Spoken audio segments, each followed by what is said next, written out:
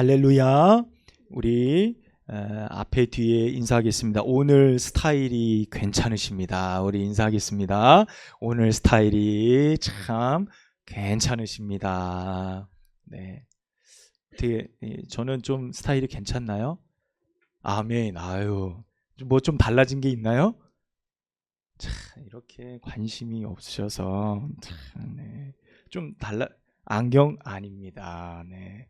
달라진 건 뭐 네. 저는 권사님들 파마하고 막 아유 파마하고 오셨다고 예쁘다고 하는데 저도 어제 밤에 좀 파마 좀 했는데 아무도 못 알아보니 이제 하면 안 될 것 같아요.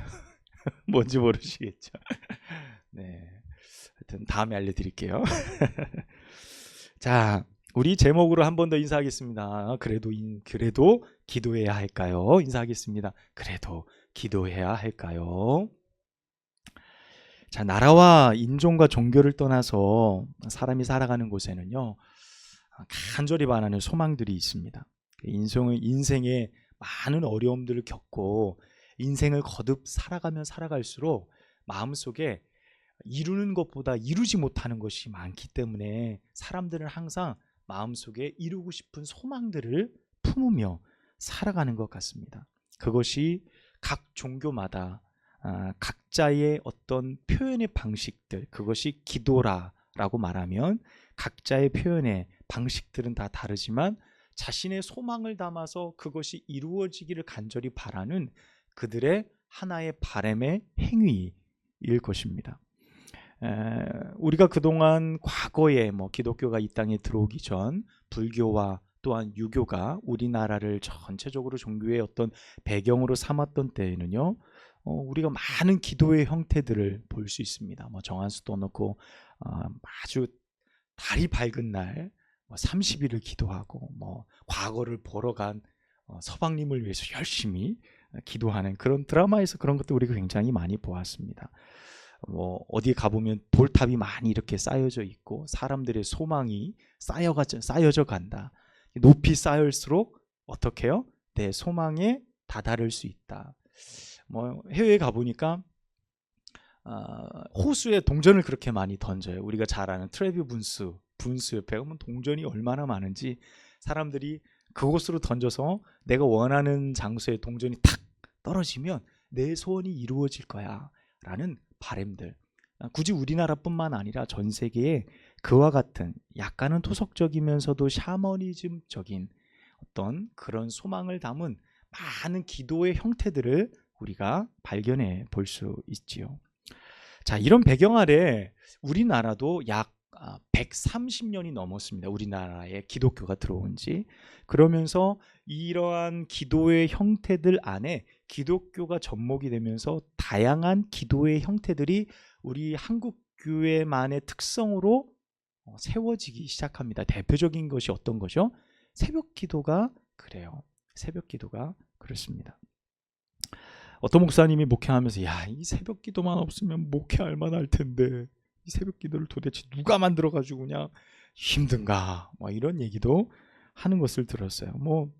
누가 만들었겠습니까? 예수님이 만드셨죠.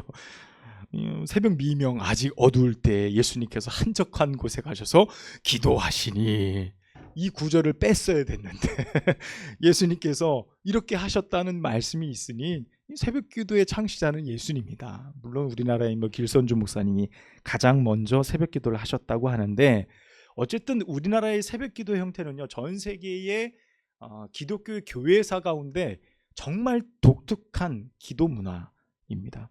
그것 말고도 많죠. 40일 작정 기도, 금식, 금요 철야, 기도, 수요 기도회, 요즘엔 다니엘 20일 기도회, 미스바 성회, 성경에서 나오는 다양한 집회들의 이름을 따서 다양한 기도의 형태들이 굉장히 많이 있어요. 자, 이런 것들이 교회 안에, 특별히 우리 기독교 안에 굉장히 많은 기도의 형태들이 있는 이유가 무엇입니까? 우리 기독교는요, 기도와 뗄래야 뗄 수 없는 불가분의 관계 가운데 묶여져 있다는 사실을 말해주고 있습니다. 그것이 어떤 형태든 관계없어요. 어떤 모양이든 관계없이 우리는 어떤 형태로든지 기도하기를 원하는 그런 종교성을 가지고 있는 것이 기독교다 라고 말할 수 있습니다. 자, 우리는 오늘 또 바른 기도, 충만한 기도 안으로 들어가기를 소망합니다. 오늘 또 우리는 기도하며 하나님을 만나기를 원하고, 오늘 또 기도하며 하나님의 뜻을 발견하길 소망합니다. 할렐루야. 이처럼 우리들만의 독특한 기도 형태를 우리는 사실 만날 수 있는데, 우리만 그런 것은 아닙니다. 우리가 일전에도 함께 제가 소개해 드렸듯이 성경 안에는요, 굉장히 독특한 기도의 형태들을 많이 만날 수 있습니다. 그것이 기독교가 시작되기 전 유대 전통 안에 기도의 전통들이 굉장히 많이 있습니다. 우리는 우리가 스스로 정해 기도를 하죠. 때로는 기도회라는 모임을 통해 정한 시간에 기도하지만, 유대인들은 율법으로 정한 기도의 시간이 그들 가운데 있었습니다. 법으로 정했어요. 그래서 유대인 남자, 성인의 남자는 하루에 반드시 3번을 기도해야 했습니다. 제9시, 제3시, 제9시, 이제 3시니까 9시, 12시, 오후 3시, 우리 시간으로 말하면 그렇게 되어집니다.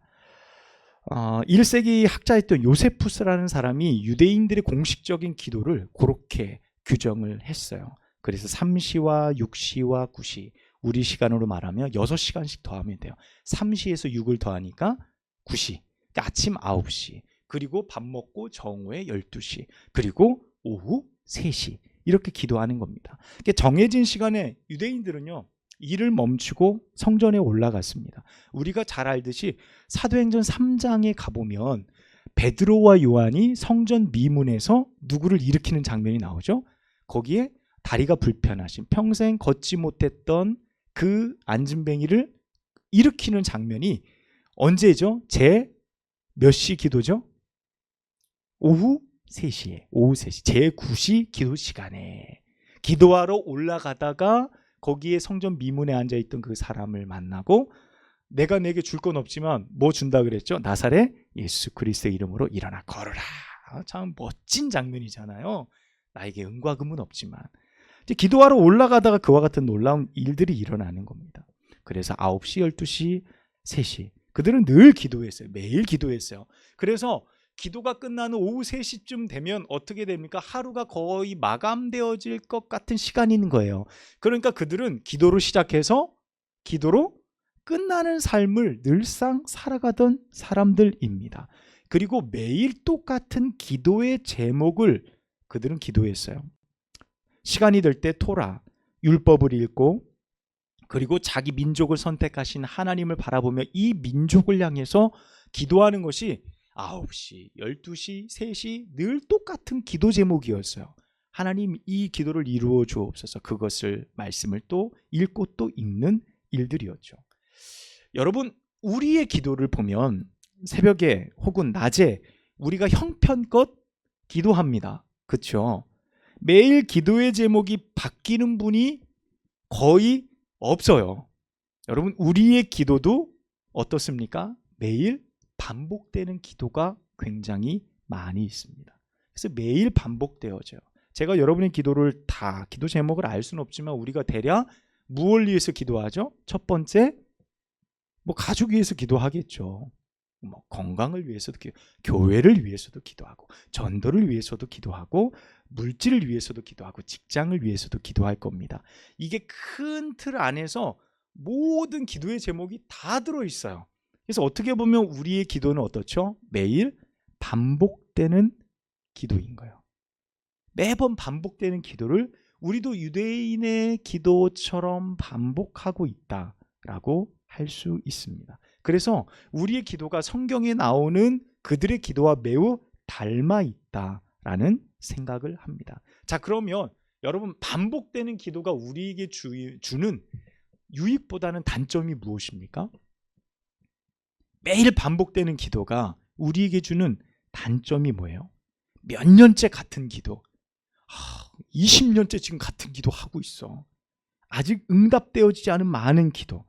때로는 우리가 기도를 반복하면서 때로는 의무감에, 때로는 그만하고 싶은데 아직 이루어지지 않아서 계속적으로 반복해서 하나님 앞에 드리는 나의 기도, 그렇게 기대감이 없이 드리는 나의 기도가 때로는 내 입에서 나올 때 내가 그것을 발견할 때가 있어. 내가 기도는 하고는 있는데 내 마음속에 간절함이 식어져 가는 것 같아요. 내 마음속에 아직도 그것에 대한 뜨거운 열정이 있는 것 같은데 이 기도가 반복될수록 점점점 희망이 사라지는 것만 같은 거예요. 여러분, 오늘 우리가 읽은 14절 말씀에 보면 뭐라고 기록하고 있습니까? 오직 기도에 힘쓰니라, 이렇게 말씀하고 있어요. 그러니까 우리의 기도가 반복되고 때로는 조금 무료하고 때로는 실망스럽고 때로는 이루어질까라는 믿음이 떨어질 만한 우리의 상황 속에서 이 14절의 말씀은 우리의 마음 가운데 소망을 던져주는 거예요. 불을 다시 지피는 거예요. 오로지 기도에 힘쓰니라 라는 이 말씀이 말입니다. 마가 다락방에, 요한의 다락방에 모인 그 120명의 사람들이 오로지 기도에 힘썼다는 이 말은요, 우리 가운데 굉장히 큰 도전을 주는 거예요. 그래, 우리도 이렇게 기도하자, 우리도 이렇게 해서 기도해보자 라는 마음을 던져주는 겁니다. 자, 그런데 사실 거기에 모인 모든 사람들은 우리와 동일하게 매일매일 동일한 반복적인 기도를 하던 유대인들이었어요. 그 120명의 사람도 우리도 똑같이 말이죠. 그런데 그들이 오로지 기도에 힘쓸 수 있었던 이유, 그들의 기도가 바뀐 이유, 여러분, 그것이 어디에 있을까요? 그들은 어떻게 그렇게 기도할 수 있었을까? 1장 전체의 말씀을 보면, 사도행전 1장 전체의 말씀을 보면 그날 하루에 이루어진 말씀이에요. 그러니까 보통 성경은 그러므로 해서 어떤 사건들이 이어갈 땐 때로는 그 간극이 몇 년이 지날 때도 있고 몇 일이 지날 때도 있어요. 성경 내용을 보면 우리는 바로 이어서 읽지만, 근데 사도행전 1장의 배경의 말씀은 그날의 말씀이에요. 그날 하루 예수님께서 그들에게 명령하시고 그들이 마가 요한의 다락방에 모여서 기도하는 장면을 그대로 기록한 내용이기 때문에 그날에 일어났던 일들입니다. 그러니까 예수님이 승천하시면서 사도들에게 또 거기 모인 자들에게 당부하셨죠. 뭐라고 말씀하셨습니까? 4절에서 5절 말씀에 보면 사도와 함께 모이사 그들에게 분부하여 이르시되 예루살렘을 떠나지 말고 내게서 들은 바 아버지께서 약속하신 것을 기다리라. 요한은 물로 세례를 베풀었으나 너희는 몇 날이 못되어 성령을 세례로 받으리라. 성령을 선물로 받으리라. 예수님께서 약속하시는 장면 이후의 일들이에요. 그러니까 그동안 그들도 의무감에 사로잡힌 기도를 반복적으로 해왔어요. 늘 율법을, 토라를 암송하고 나라를 위해서 기도하고 늘 반복적인 기도를 계속해왔던 그들에게 예수님의 약속과 당부가 그들이 기도할 수 있는 새로운 목적을 제시해 준 거예요. 무료했고 어떻게 보면 소망이 무너졌던 그들의 기도, 그냥 의무감에 드렸던 그들의 기도 가운데 새로운 호흡을 그들 가운데 허락하신 것은 예수님이셨어요. 내가 왜 기도해야 하는지, 무엇을 위해서 기도해야 하는지, 기도하면 어떤 결과가 내게 일어나는지 예수님께서 그들 가운데 분명하게 말씀해 주셨어요. 그래서 그들은 그것 붙들고 오로지 기도에 힘쓸 수 있었어요. 그래서 마가 다락방에 다 모인 겁니다. 대표적인 인물들이 소개되어지죠. 예수님의 11제자, 가룟 유다는 그때 이미 없었고 아직 제자를 뽑기 전이었어요. 마띠아라는 12명의 또 다른 제자를 12번째 제자를 뽑기 전이어서 11명이 거기 모여 있었고 또 다른 많은 사람들과 대표적으로 또 누가 있었죠? 여인들과 예수님의 어머니 마리아와 예수님의 형제들이 모여 있었어요. 예수님의 친형제들이 함께 모여 있었죠. 자, 그들이 신바람나게 기도하는 거예요. 오로지 기도에 힘쓰는 거예요. 그들이 며칠 기도했죠? 열흘 동안 기도했잖아요. 기도하면서 아버지께서 약속하신 그 성령, 그러니까 예수님이 그들에게 가르쳐 주신 것은요, 기도하면 이와 같은 결과가 있을 것이라는 그들에게 보여지는 표면적 결과를 약속하셨잖아요. 그러니까 그들이 기도하는 거예요. 하나님, 우리에게 이것을 주옵소서. 당장 붙잡을 수 있을 것 같은 어떤 목적과 바람을 그들에게 예수님께서 주신 겁니다. 성령을 선물로 너에게 주시겠다는 거예요. 그러니까 여러분, 어느 누가 기도하지 않을 수 있겠습니까? 어느 누가 간절히 기도하지 않을 수 있겠냐는 거예요. 여러분, 3일만 기도해, 며칠만 기도해, 그러면 그 일이 이루어질 거야. 그러면 여러분 기도 안 하실 분 계세요? 다 기도하실 겁니다. 어떤 제목으로 기도해? 그럼 이런 결과가 있을 거야. 그러니 열심히 기도해. 그러면 기도할 거예요. 근데 하나님이 그렇게 안 하시니까 내가 기도 못 하는 거예요. 하나님 앞에 이렇게 따질 수도 있겠지만 우리에게 어떤 목적이 분명하면 우리도 그런 기도를 할 겁니다. 여러분, 그런데요, 오늘 본문 안에 우리가 또 다른 관점을 좀 봐야 돼요. 그들이 그 이유 때문에 기도한 것이 맞지만 우리는 그들이 모여서 기도하는 것이 단지 예수님이 약속하신 것에 힘입어서 시작됐다고 사실 생각하지만 사도들이나 거기에 모인 예수님의 어머니나 예수님의 형제들이나 거기에 모인 또 다른 사람들이 마가 다락방에 모일 수 있었던 이 상황, 예수님이 말씀하시고 그날에 바로 그들이 모였다 그랬죠. 하루에 일어났던 일인데 그들이 어떻게 그날 거기에 모여서 기도할 수 있었을까? 예수님이 말씀하셨기 때문이겠지. 우리가 이야기할 수 있지만 여러분, 그들은 예수님이 말씀하신 것 그 이유보다 모이지 못할 이유가 더 컸어요.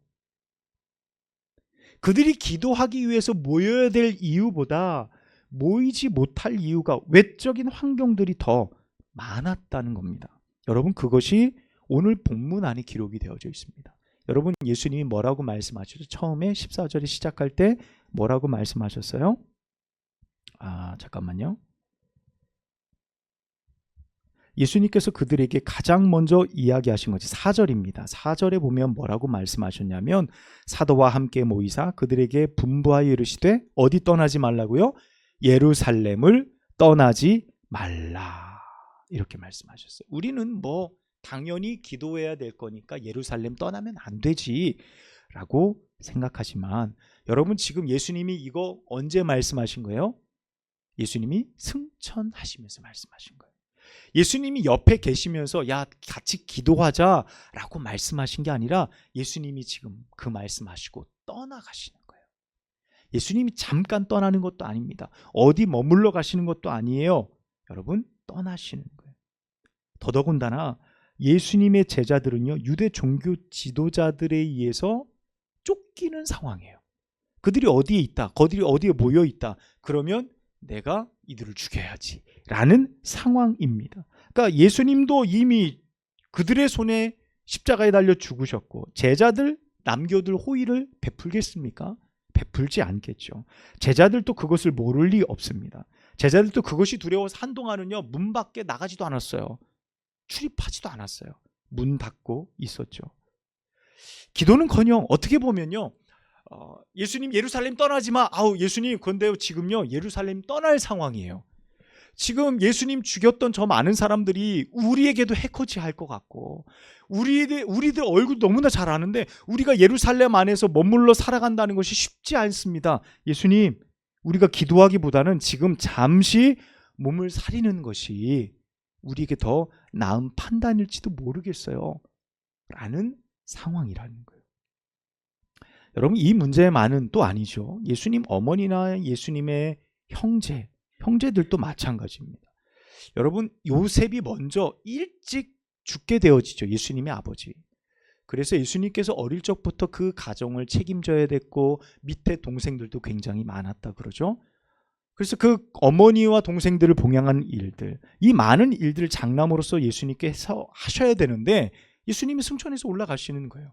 이런 상황 가운데 예수님의 형제들, 예수님의 어머니가 오로지 기도만 힘써야 될 상황으로 우리가 바라볼 때 이 일이 쉬웠겠느냐.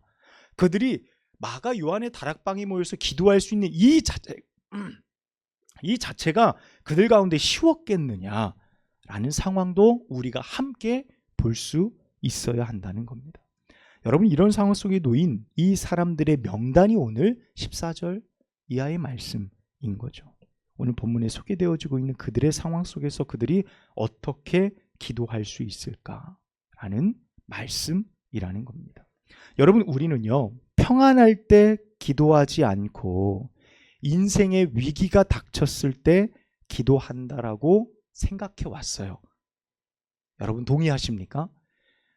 우리가 평안할 때 하나님이 우리에게 축복 많이 주시면 아유, 평안하고 기도 안 하고 엉망으로 신앙생활 할 거야. 우리 생각했어요. 고난이 닥치면 기도할 거야.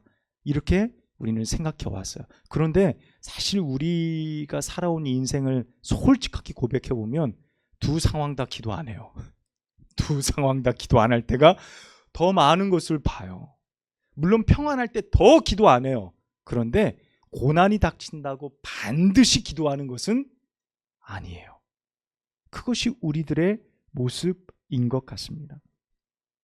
들어왔던 대로 고난 중에 누구나 다 기도할 수 있을 거라고 생각했는데 막상 고난이 닥치고 나니 어떻게 되는 겁니까? 정말 기도할 것 같은데 기도가 안 될 때가 있어요.